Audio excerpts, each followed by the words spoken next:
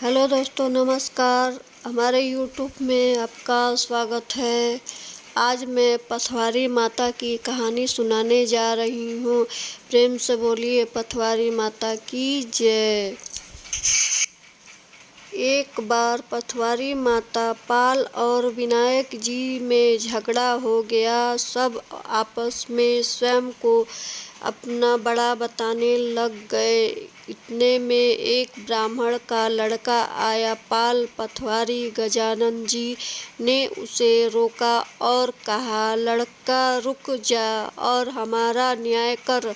लड़का बोला, मैं कल वापस आऊँगा, तब आपका न्याय करूँगा। घर आकर लड़के ने माँ से कहा, माँ मुझे कल पाल पथवारी माता विनायक जी का न्याय चुकाना है। तो माँ ने कहा, बेटा सबको बड़ा बता देना।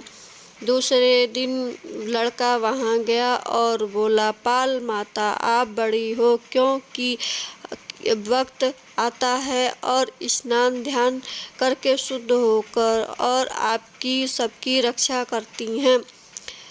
ये पथवारी माता आप सबसे बड़ी हैं, क्योंकि कितने भी तीर्थ धर्म ध्यान लेकर आपकी पूजा किए बिना उनका कार्य पूर्ण नहीं होता है। आप जीवित को भी तारती हैं और मरने के बाद भी उद्धार करती हैं। पथवारी माता की धारण इसलिए आप बड़ी हो।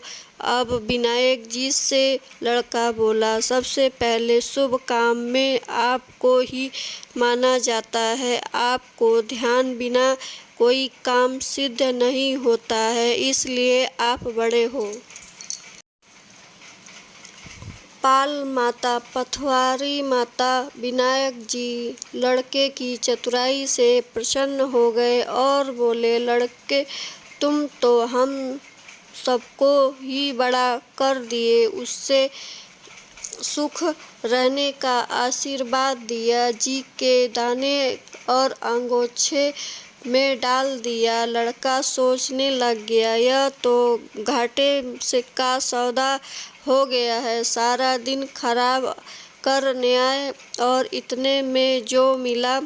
उदास मन से घर आकर अंगोछे में एक कोने में डाल दिया। माँ ने अंगोछा उठाया तो उसमें से हीरे मोती ज्वार बिखर गए। तो माँ बोली, बेटा न्याय करके क्या लाए हो?